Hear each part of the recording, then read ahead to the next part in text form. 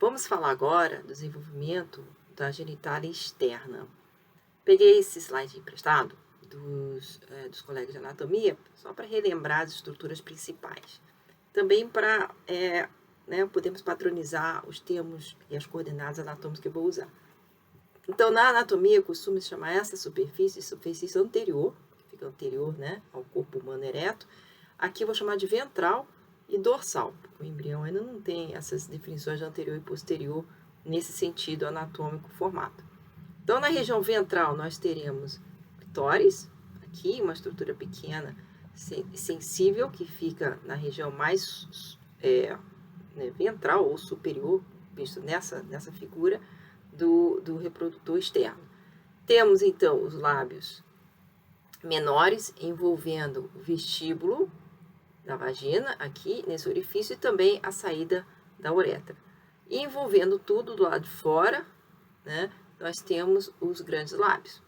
Então, essa estrutura aqui surge da onde? Como que ela se relaciona com o reprodutor feminino interno? Vamos voltar um pouquinho para os conceitos que foram apresentados no desenvolvimento reprodutor, para conseguir localizar todos os elementos. Temos aqui, então, o seio urogenital, conectado ao fim do intestino, aqui no reto. Aqui o septo uroretal ainda vai se formar. Temos o duto paramesonéfrico, o duto mülleriano. Aqui nós temos ainda o duto mesonéfrico e a gônada da informação. Ao finzinho de tudo isso, temos o duto metanéfrico e metanéfrico se formando. Essa é uma visão lateral do embrião. A região ventral está aqui, a região dorsal está aqui. Então, ao passo que aquela figura da anatomia era uma visão direto na genitália externa, com o ventral para cima e o dorsal para baixo, aqui nós temos o ventral para a esquerda e o dorsal para a direita. Então, com a formação do septo uroretal,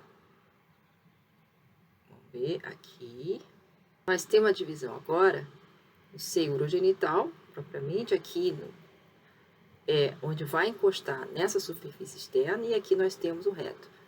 Aqui, se vocês lembrarem, desenvolvimento do duto paramesonéfrico em útero, e mais tarde na porção mais terminal, no primeiro 1/3 da vagina, lembrem que aqui a região dorsal, então ventre, dorso, região dorsal do seio urogenital, vai acabar se dividindo desse seio urogenital e formando a vagina. Então, teremos aqui a uretra, a vagina e o reto. Esse ponto de contato do seio urogenital com a superfície externa é onde vai surgir a genitália externa. Então, aqui, fazendo uma comparação, acho que fica mais ilustrativo desse jeito, é uma figura do néter, nós temos seio urogenital ambissexuado, tá? E aqui nós temos já o septo uroretal, já dividiu o seio urogenital do reto.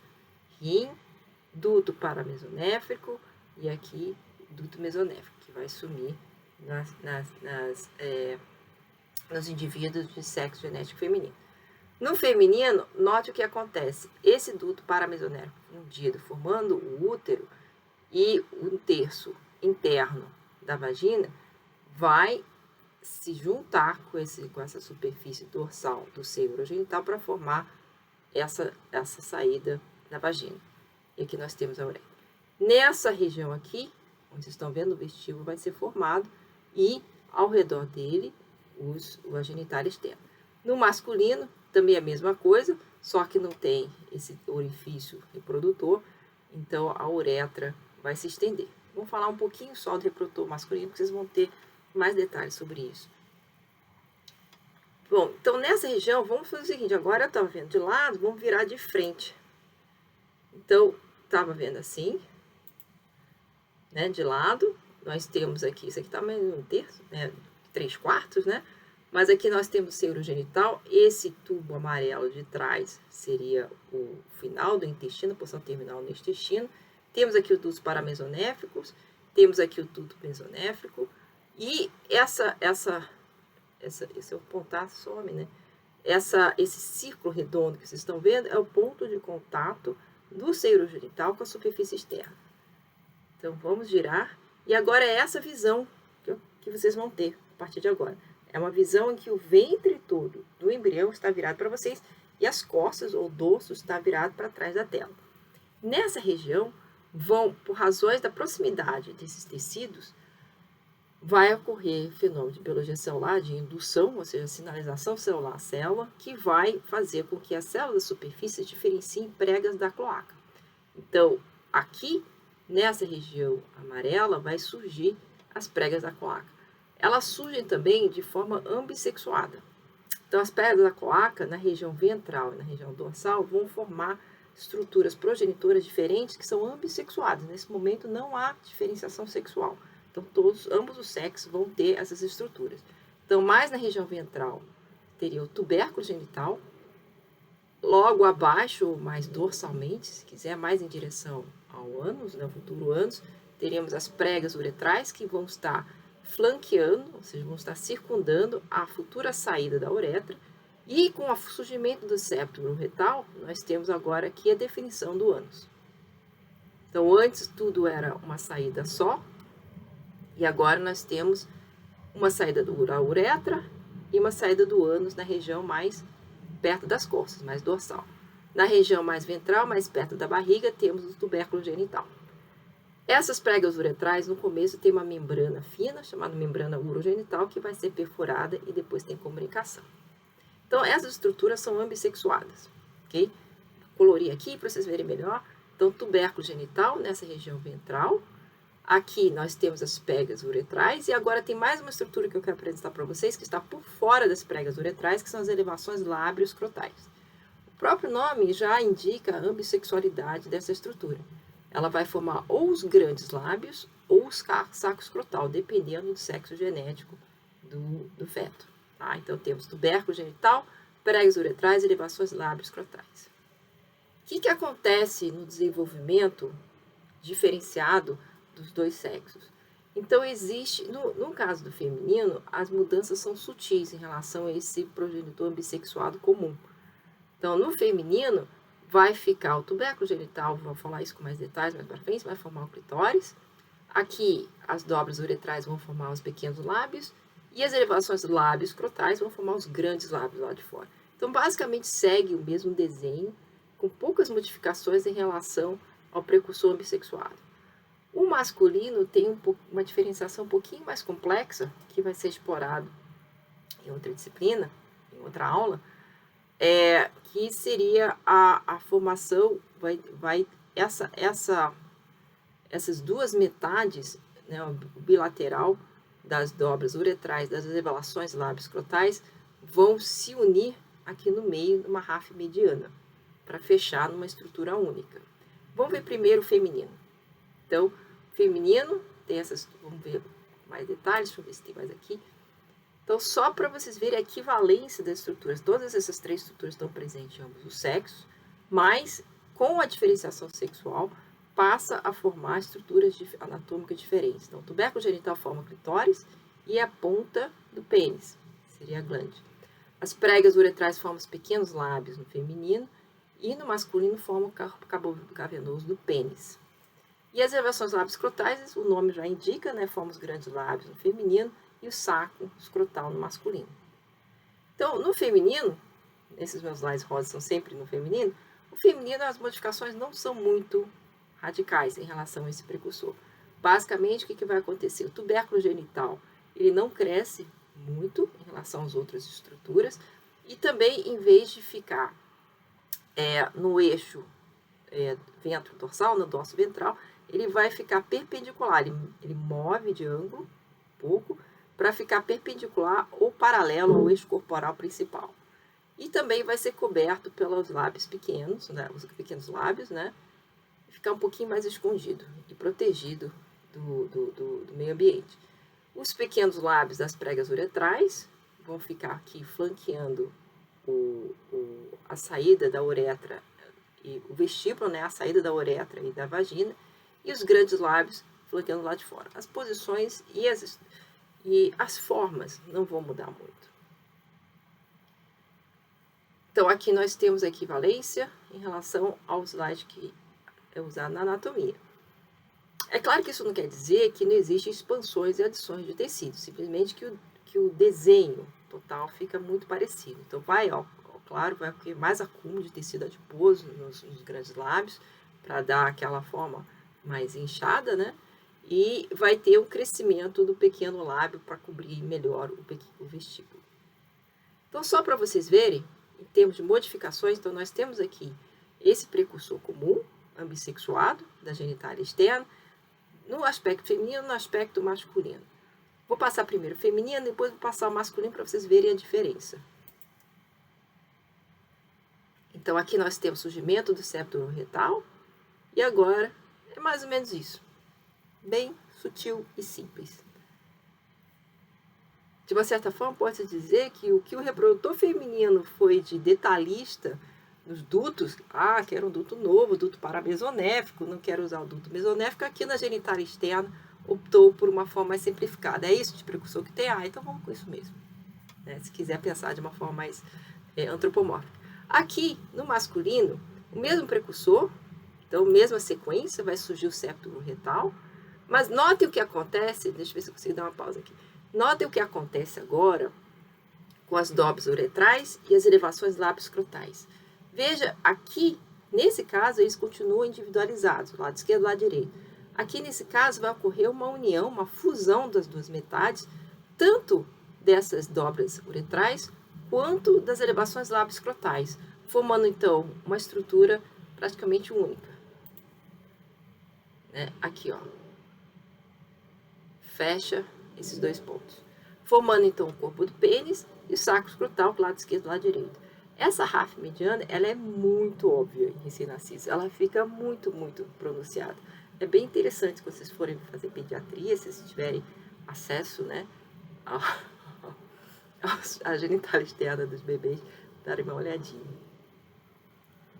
Então, no masculino, o que vai acontecer? Essas duas metades, que no feminino vão formar os pequenos lábios, elas vão se fundir numa peça só para formar o corpo do pênis. E aqui, essas duas metades das elevações lábio-escrotais também vão se fundir no meio para formar um saco escrotal. Lembrando, e vocês vão ver isso em outra aula, que atrás desse orifício aqui, seria a uretra, a saída urinária. No caso do masculino, essa uretra ela tem que ser estendida até a ponta do pênis. Então, acompanhando essa fusão das pregas uretrais, vai acontecer um alongamento da uretra para conseguir atingir a ponta, a futura glande do pênis. E aí, no final, aqui o corpo cavernoso é formado pelas dobras uretrais e aqui nós temos a uretra alojada no meio. Então, para vocês verem exatamente a costura capturada aqui, essa aqui é a ponta. Essa união das elevações lábio-escrotais que estão aqui desse lado vai acontecer mais tarde, mas aqui vocês estão vendo capturado numa imagem de microscopia de varredura a fusão entre as dobras uretrais, e aqui nós temos o que era o tubérculo genital, que vai ficar na ponta. Aí mais para frente aqui tem a fusão mais completa das elevações lábio-escrotais. Então fica aqui, já dá para ver. Então aqui seria a saída anal, aqui você teria a visão por baixo do saco escrotal sendo formado, o corpo do pênis do tubérculo genital. Então aqui é uma figura do Netter que eu gosto bastante, porque ele colore os precursores para você ver exatamente a equivalência das estruturas. Tá bom? Bom, como é que isso é coordenado com a diferenciação molecular, com a genética do indivíduo? Voltando aqui nessa via de diferenciação, lembrando que o indivíduo que é sexo genético feminino não tem o SRY, então vai seguir que via? Vai seguir essa via. Na ausência de SRY, temos então a permanência do paramesonéfico, não temos a MH e não temos testosterona, e os precursores da genitália externa vão interpretar essa ausência de sinal como uma permissão, digamos assim, para desenvolver em clitóris pequenos e grandes lábios. Em contrapartida, se for um indivíduo que tenha um SRY no seu código genético, vai ter então a AMH, testosterona, regressão do paramesonéfico, permanência do mesonéfico para formar os dutos reprodutores masculinos.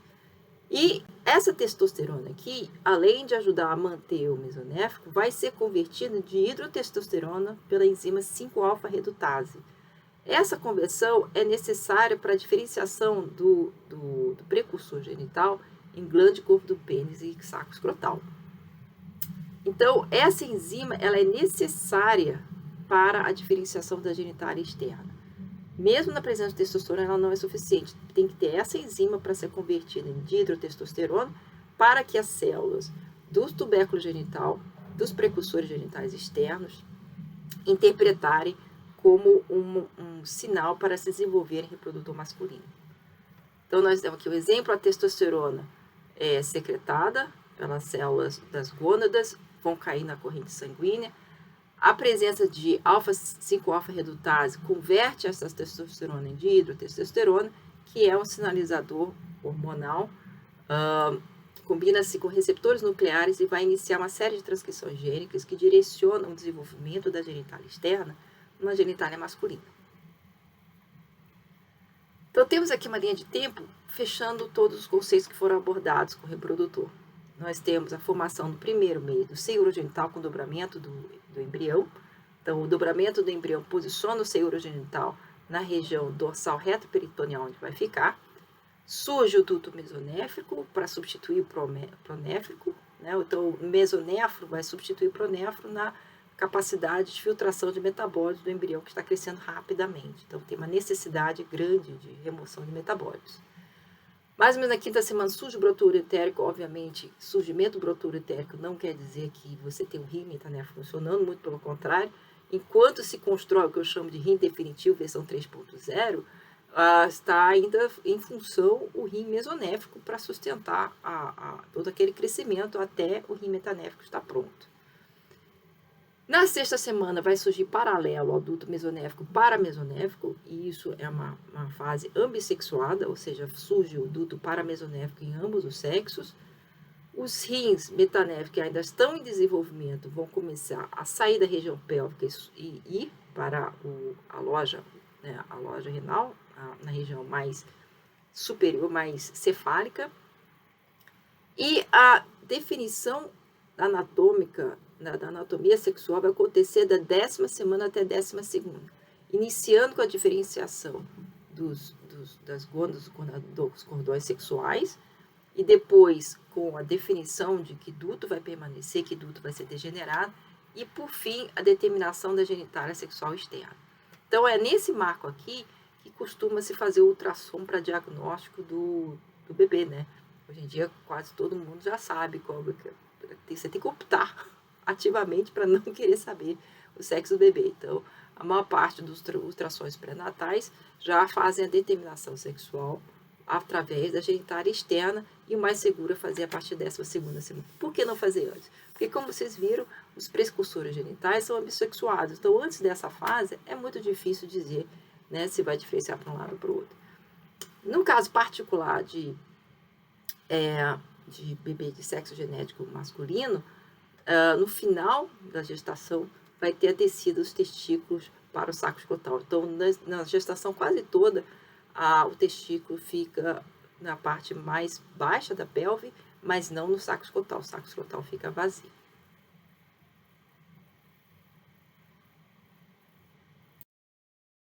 Eu gostaria de demonstrar aqui rapidinho um instrumento que eu acho uma ferramenta didática que eu acho muito boa.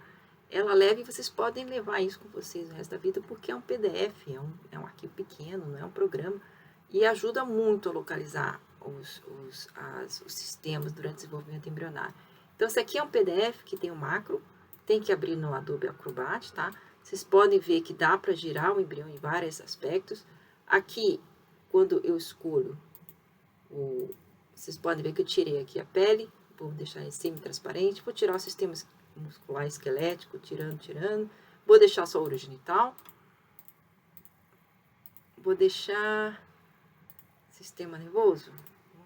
Vamos deixar assim meio transparente. Não, vou tirar o sistema nervoso e os órgãos do sentido. Então, aqui vocês estão vendo a localização do sistema reprodutor dentro do embrião. Nesse caso, é um embrião estágio 20. É um tipo de estagiamento. Existem várias formas de estagiar o embrião humano, mas o Carnegie é um dos mais populares, que indica que ele está com mais ou menos 51 dias. Veja aqui o cordão umbilical. E aqui vocês conseguem ver, se eu roletar aqui, eu vou deixar no Classroom para vocês, junto com na instrução como usar. É muito fácil. Infelizmente tem que ser no computador mesmo, não tem versão para iPad ou Android. Mas aqui vocês vão ver a localização do rim metanéfrico, né? Vocês conseguem ver a gônada, aqui os dutos mesonéficos. Deixei deixei ele de cabeça para baixo, né? Peraí, deixa eu ver se eu consigo botar. O bom também é que não chora, né? Então, vocês podem, estão vendo aqui o seio urogenital, aqui a formação, isso aqui é a saída do alontóide, futuro uraco, ou úraco, dependendo da pronunciação.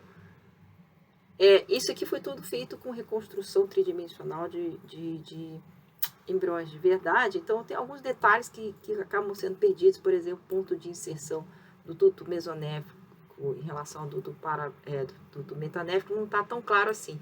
Mas eu acho que ajuda bastante a ver a evolução do posicionamento desses elementos. E eu vou deixar estágios diferentes para vocês poderem explorar. É divertido, é bem legal. Espero que vocês gostem dessa novidade.